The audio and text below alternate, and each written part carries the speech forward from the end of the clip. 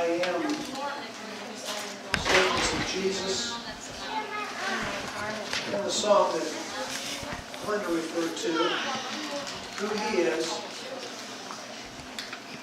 determines who we are. And this is so poignant on this last one, where Jesus talks about, I am the true vine. I am the true vine. And you are the branches. If you remain in me, and I in you, you will bear much fruit. Apart from me, you can do nothing. My old church, they suggested that you adopt a verse as your life's verse. Is that one? That's it. It's a good verse. It's a good I verse. picked it out, I didn't live it.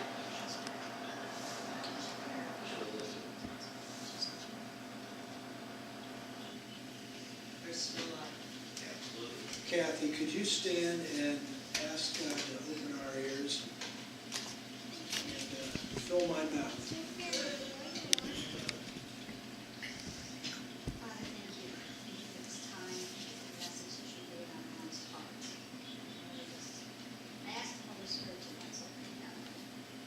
Fill his mouth, give him the words to say, whether the words he's got planned or whether they're not. Lord, we just ask that you use his mouth to speak what you want.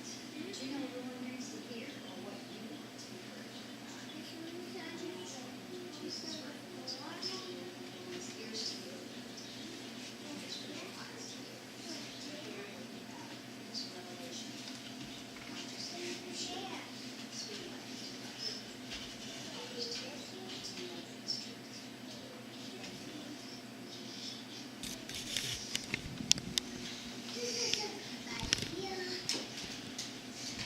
Norman Vincent Peale said some years ago, he was a pastor in New York City. He says, what a good pastor does is reminds the people that they are. Remind the people that they are.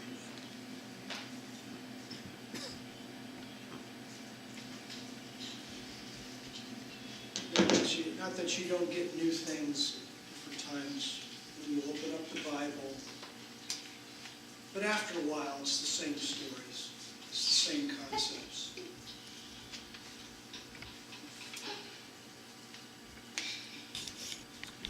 In the Bible, there are 365 different places in the Bible that talks about do not fear.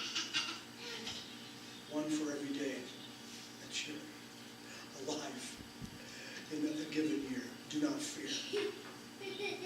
But then, well, why not fear? Because I am with you. I am the vine, you are the branches. This was an intimate setting with Jesus and his disciples on the very night that Jesus was betrayed. Different traditions call this Maundy, Thursday. And different churches sometimes have communion on this particular day.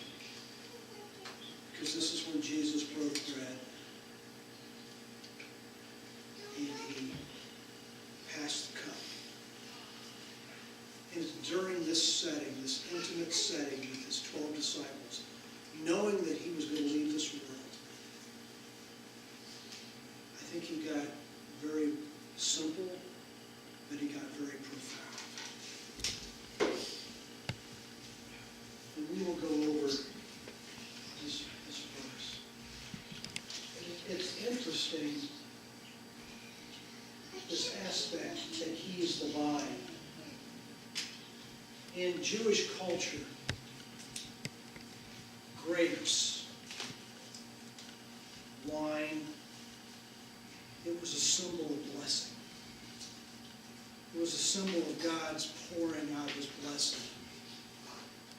Here's a passage that speaks of it in Psalms. Remember how you, God, brought a young vine from Egypt? Cleared out the brambles and briars and planted your own vineyard. God, you planted this vineyard. You prepared the good earth. You planted her roots deep. The vineyard filled the land.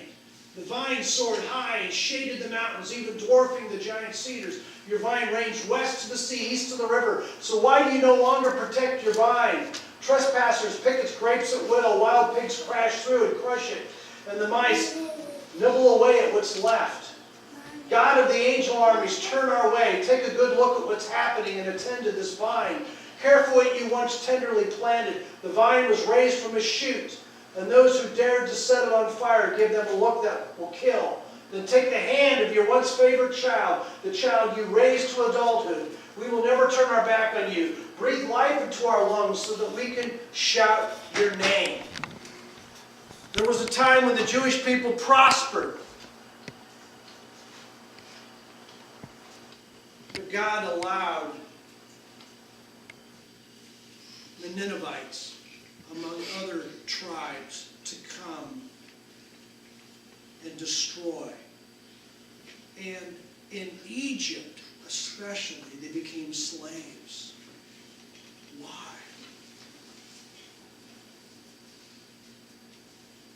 When the Israelites turned away from God,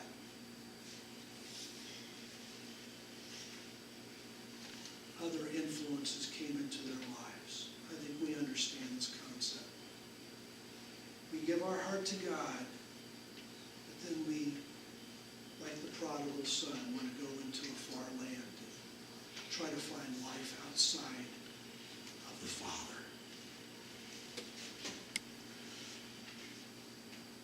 In Jeremiah, this is God's kind of response to, you've left the vine is just withering. And sometimes the church withers because people are maybe more religious than they are really following God. Yet I planted you, O house of Israel, as a choice vine, a completely faithful seed. How then have you turned against me into degenerate roots of a thorn and a wild vine, alien to me?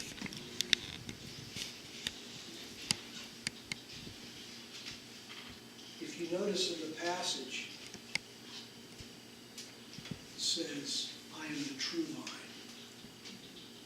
It's interesting. He didn't say, I am the vine. I'm the true vine.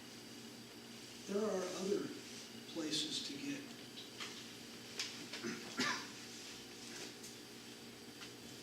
juice. I don't know how to quite say it. There are other places to get pleasure. There are other places to get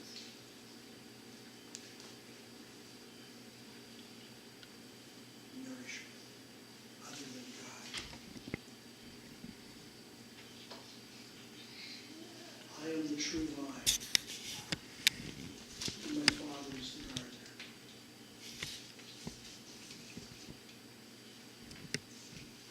We'll get into this. I like that. But the Father is the gardener. How many ever think that it's your job to garden the person beside you? What does a gardener do? Rips up the weeds. Okay, a gardener can rip up the weeds. What else does a gardener do? Fertilize. Fertilize? Water. Takes care of the garden. Watches over it, waters it. Notice that says gardener, not gardener.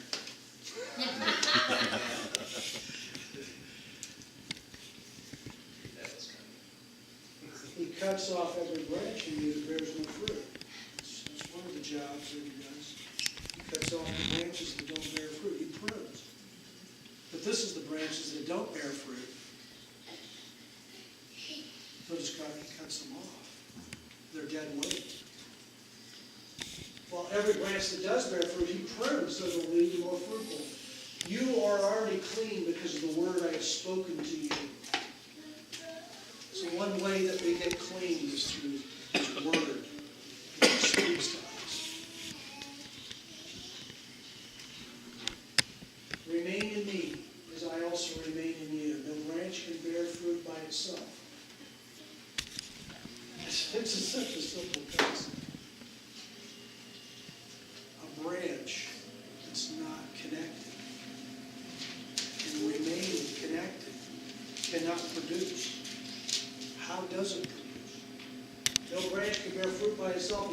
remain in the vine, neither can you bear fruit unless you remain in me. I am the vine, you are the branches. If you remain in me and I in you, you will bear much fruit. Apart from me, you can do nothing. If you do not remain in me, you are like a branch that is thrown away and withers. Such branches are picked up, thrown into the fire and burned. And if you remain in me, and my words remain in you, ask whatever you wish, and it will be done for you. This is my Father's glory, that you bear much fruit, showing yourselves to be my disciples. As the Father has loved me, so I have loved you. Now remain in my love. If you keep my commands, you will remain in my love, just as I have kept my Father's commands and remain in his love. I have told you this so that my joy may be in you and that your joy may be complete. My command is this: love each other as I have loved you. Greater love is no one than this, to lay down one's life for one's friends. You are my friends if you do what I command. This is in John 15, 1 through 14. Now, just some thoughts that I saw in this passage. Jesus says, I am the vine. I am the true vine. There are other vines. I believe reality is that if we are not connected to Jesus, we're connected to something else. I don't think we're connected to something else. Under the influence. We're connected to something. Some people, sports is their life.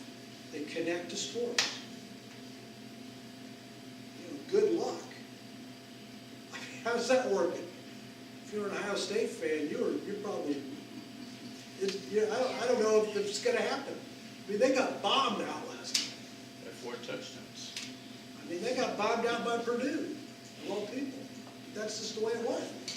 But it's the way it is. I don't care. I don't care what. Almost, whatever. There are other vines out there.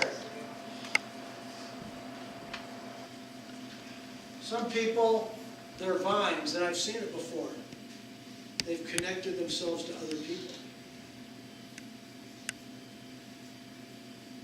And we make that relationship almost godlike. And what happens is that depending on what that relationship is, we go up and we go down. That's called a soul tie. Obviously, people are connected to substances. Some people, the biggest thing that they look forward to all day is eating. This is real. I mean, we know there are other vines. And if Jesus isn't the vine, the one that you're really connected to,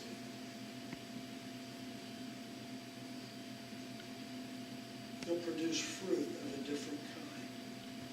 Different things will flow out of it.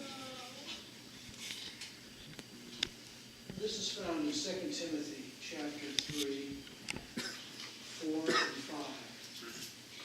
They will find their delight in the pleasures of this world more than the pleasures of the loving God. This is talking about people in the end days. It doesn't say that they won't find some delight in God, that they'll find their delight more in other things. And then it goes on. They may pretend to have a respect for God, but in reality, they want nothing to do with God. What do you think about that? I remember the first time I read that, way many years ago.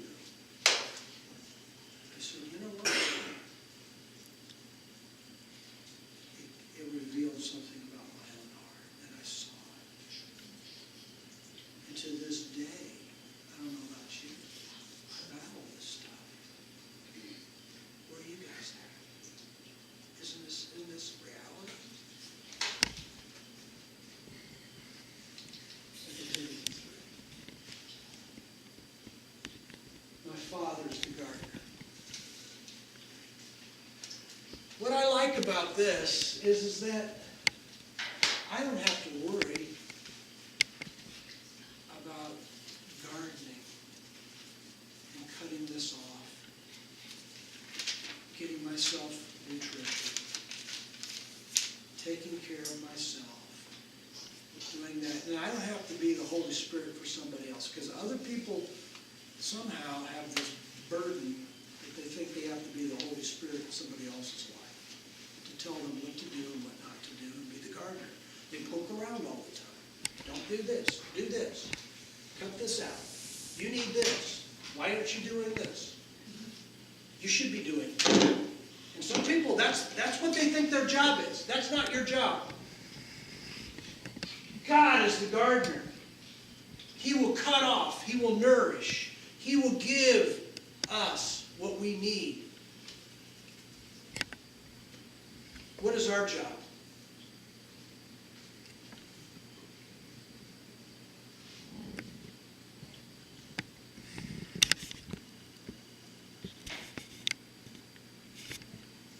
If you remain in me,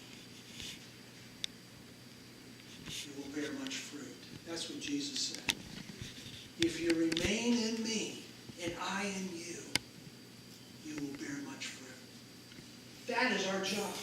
Our one task is to stay connected to Jesus. To stay connected. God the Father will do the pruning. Jesus will make us fruitful. This is his promise if we are connected to him. But if we are disconnected from Jesus and getting our nourishment from other vines, we become spiritually dead. The only way to get fruit is the Jesus connection. As it says, without me, you can do nothing. Now, what does that mean? You can do nothing of any spiritual value. You could do nothing that has any real spiritual consequence. You can do nothing that will flow out of God if we're not connected. I mean, that's what it means. We can do all sorts of stuff. We can do all sorts of things without him, right? It doesn't mean that you're a nothing. Don't get that out of this. Everybody is something. You're a something. You're a somebody. You're an important person. But spiritually, there won't be any fruit coming out of you. Our one job, the only way to get fruit is the Jesus connection. So the question is, how do you stay connected? What does it mean to be connected to Jesus? When I prayed that prayer back way when, Jesus come into my life, and I love you, Jesus, and I give my life to you. And from then on, we stay connected. Is that it? I mean, it's just like, there's Aaron and Danielle. I mean, they went down the aisle. They said their vows. They did it. They said they loved each other. So they never have to do anything anymore. They never have to say they love each other anymore. They never have to show that they love each other anymore. They don't have to do anything anymore. You know, they're connected forevermore. Amen. I said it once. I don't need to say it again. Now, we know that is no good. That'll never work. Right? So how do you stay connected to Jesus? How do you get connected and stay connected to Jesus? How is it going to happen? As you choose to, get on the word, prayer, fellowship. Okay, how does that work on a daily basis?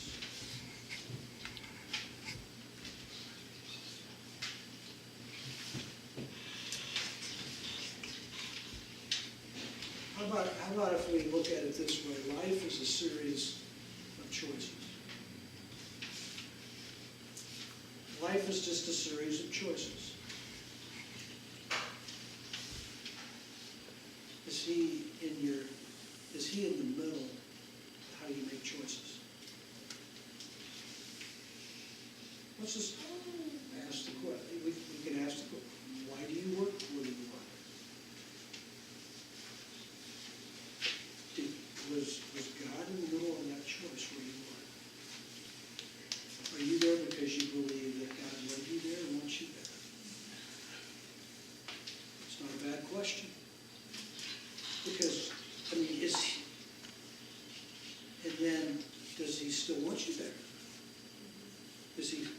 still talking to you that way?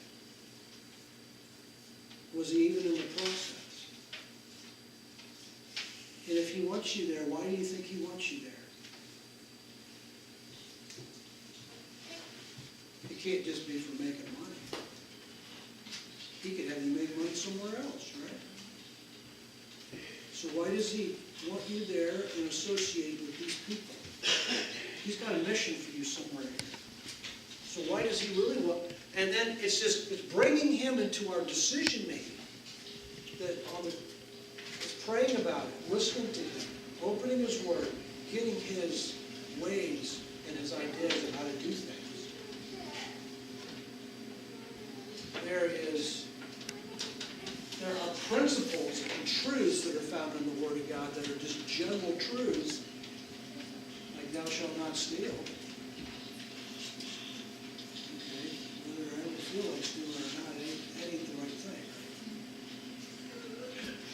I mean, that's a general truth, and we base our decisions off of general truths. But there are some specific things that we don't know, like where are you going to work? How are you going to pay your bills? How is God wanting you to look at these things? What is he saying to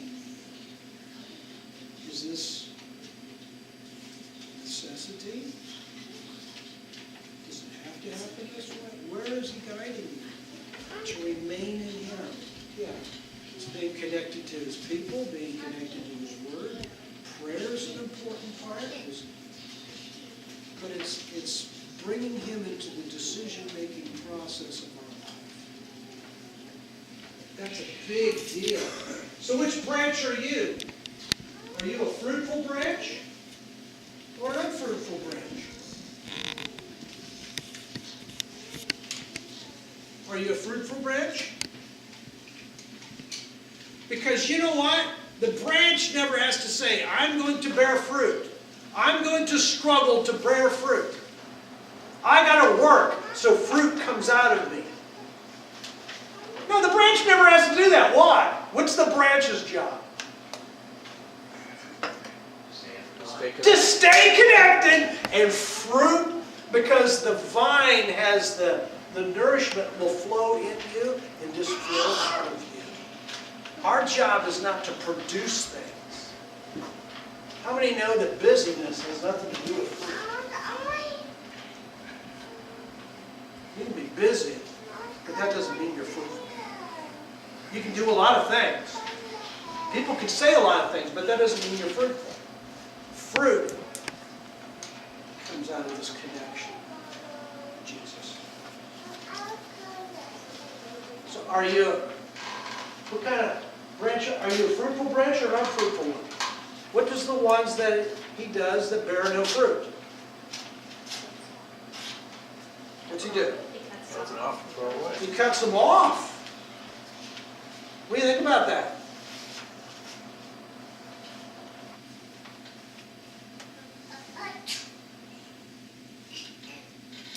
Why? Why would he cut that off?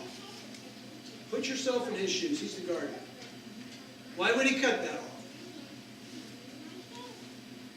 Because the red vines actually take away from the fruitful ones.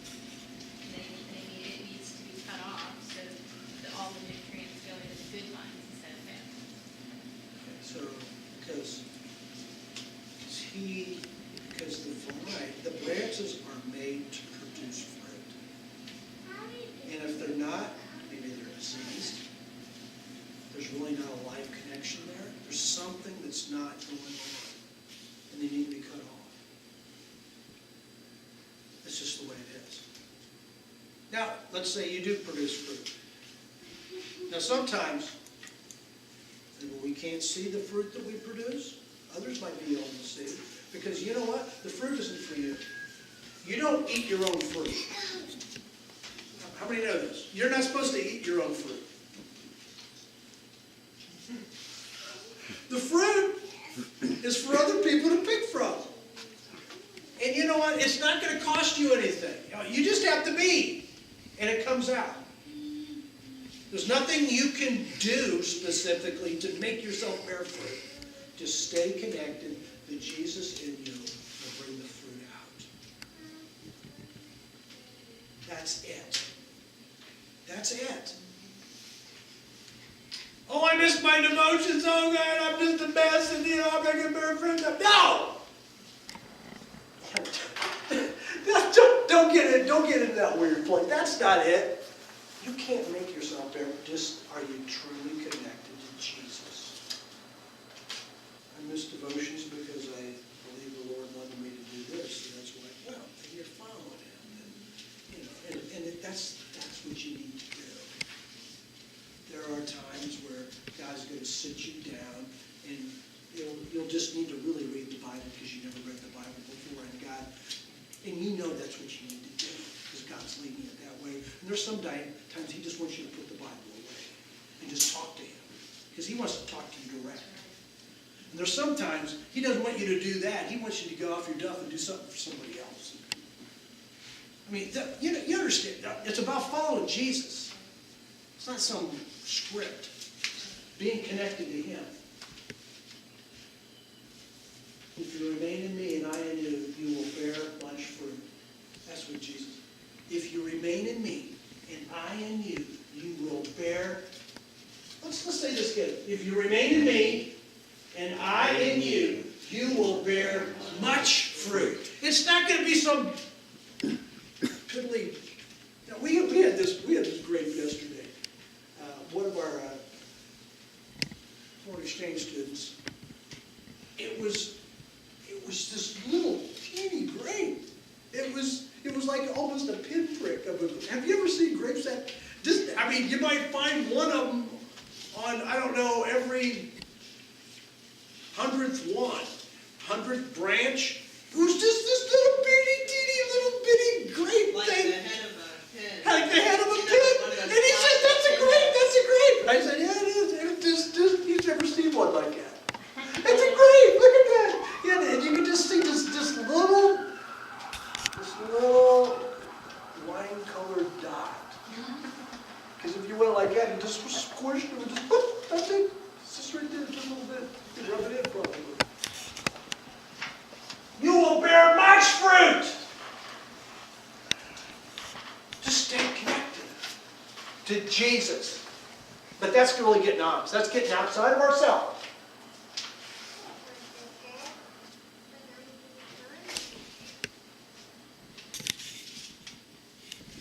You are the branches.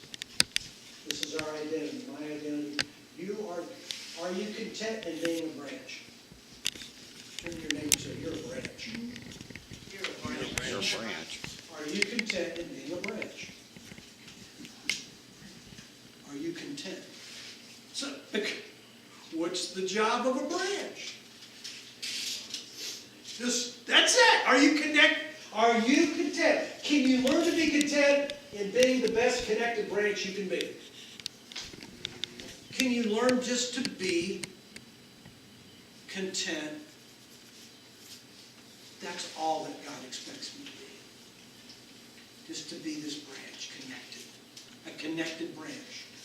That's my job. Okay, I just need to really listen to Him, hear Him, pray, get His Word, follow Him, follow what His precepts are.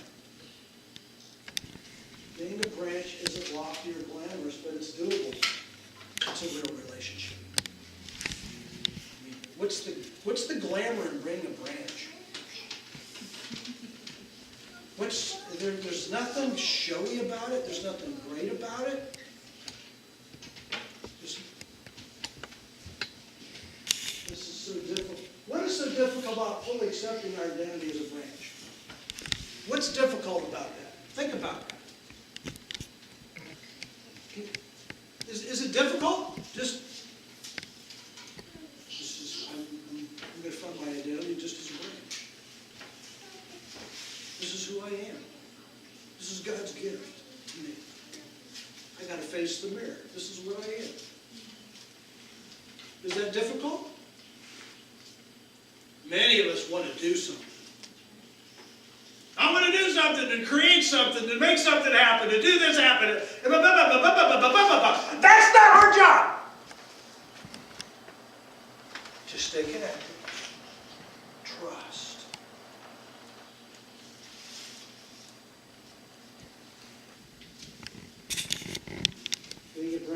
frees us to become who we really are. Can you see this? Being a branch will free you to become who you really are.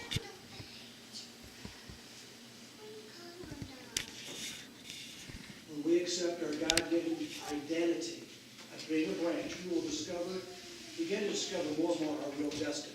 I believe that. We will, because I know God wants me to do something, I just don't know what it is. And I've heard that so many times in my life. All you got to do is read the Bible. It's all about relationships. Have you gotten that part yet? You're to love people. You're to love God. It's somewhere about that, friends. Your destiny is about that. But you're never going to find, really, His plan on this earth in your destiny until you are connected. Because when we begin to get more and more connected, we're going to find our destiny in this world. What God's call is in our life. We're trying to find our call outside of our connectedness to God. It will never happen. You'll never find your destiny out there. You and I will never find that.